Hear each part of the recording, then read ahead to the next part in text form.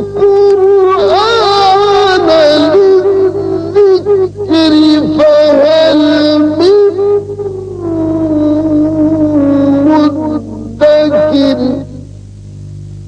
ہم نے قرآن کو سمجھنے کے لیے آسان کر دیا ہے، تو کوئی ہے کہ سوچے سمجھے۔ بسم اللہ الرحمن الرحیم۔ قرآن حکیم اور ہماری زندگی کے حوالے سے تفسیر قرآن کے آج کے پروگرام میں ہم 13واں پارہ کے مضامین اور خلاصہ بیان کریں گے۔ 13ویں پارہ میں کل آیات 155 اور 19 رکوع ہیں۔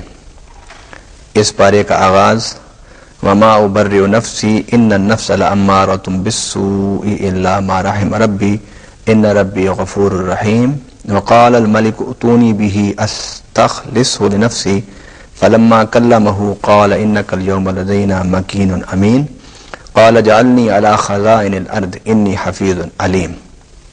صدق اللہ العظیم۔ حضرت یوسف علیہ السلام کے واقعے کو اس پارہ میں بیان کیا گیا۔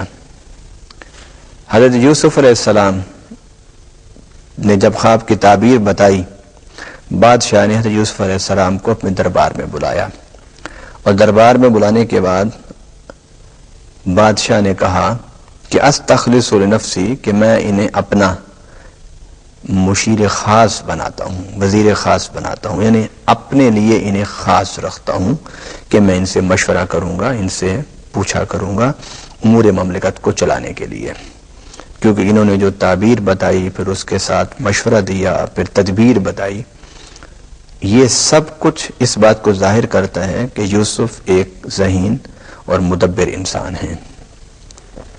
تو حضرت یوسف علیہ السلام کو جب اس نے کہا کہ میں تمہیں اپنے لیے خاص اپنے پاس رکھنا چاہتا ہوں، تو یوسف علیہ السلام نے فرمایا قال اجعلنی علی خزائن الارض انی حفیظ علیم، تو آپ نے فرمایا کہ مجھے جو محکمہ خزانہ ہے، خزائن الارض، زمین کے جو خزائن ہیں ان پر مجھے متعین کیا جائے، اور میں حفیظ بھی ہوں اور علیم بھی ہوں۔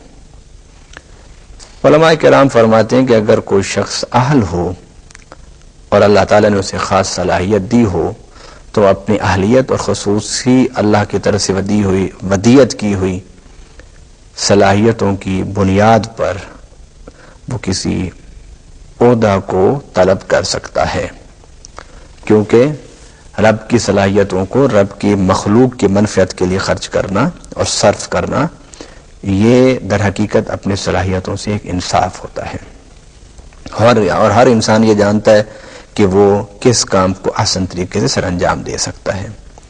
تو بادشاہ وقت نے، عزیز مصر نے انہیں محکمہ خزانہ ان کے حوالے کر دیا۔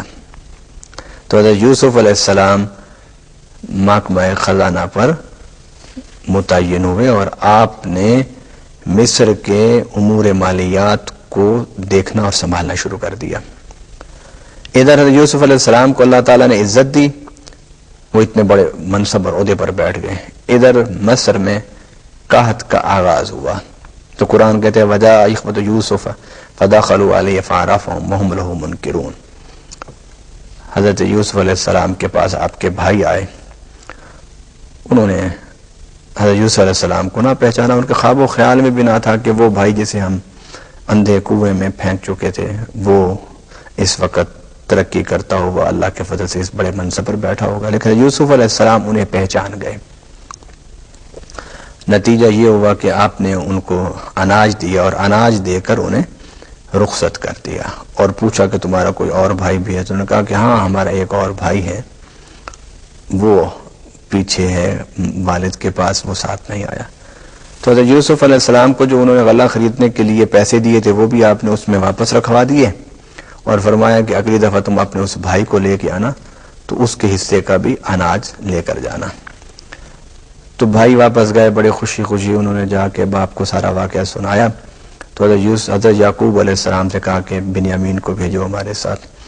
حضرت یعقوب نے کہا کہ پہلے تم اس کے بھائی کو لے گئے اور وہ آج تک نہ مل سکا، تو انہوں نے کہا نہیں، ہم اب اس کی حفاظت کریں گے اور ہم جائیں گے اور مزید غلہ اور اناج لے کر آئیں گے۔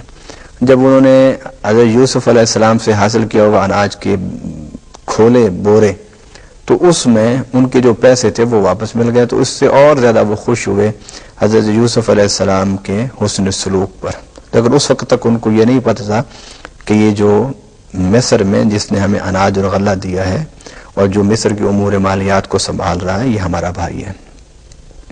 حضرت یعقوب علیہ السلام نے اجازت دے دی اور بنیامین کو ساتھ بھیج دیا اور فرمایا یا بنی لا تدخلوا من باب واحد وادخلوا من ابواب متفرقہ، تم مصر میں داخل ہوتے ہوئے ایک دروازے سے داخل نہ ہونا، متفرق دروازوں سے داخل ہونا. وہ مصر میں داخل ہو گئے اور جب حضرت یوسف علیہ السلام کے پاس پہنچے حضرت یوسف علیہ السلام نے اپنے بھائی بنیامین کو پہچان لیا.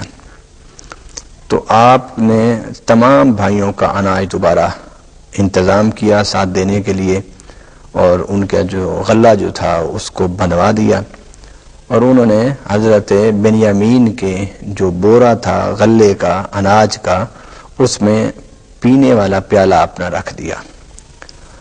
اور وہ جب اناج لے کر واپس روانہ ہوئے تو وہاں پر شور پڑ گیا کہ بادشاہ کا جو پیالہ ہے وہ چوری ہو گیا.